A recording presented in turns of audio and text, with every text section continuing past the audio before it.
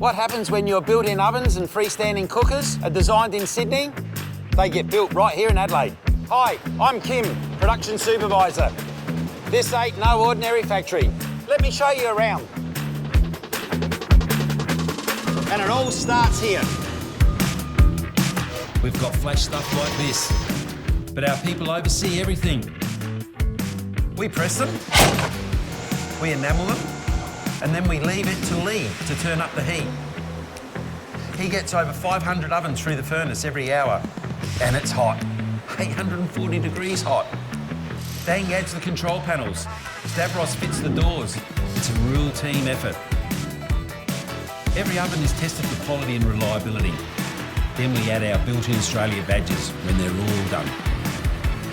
We build around 230,000 products each year, so we're constantly touching base with our research and development team to make sure everything is good to go.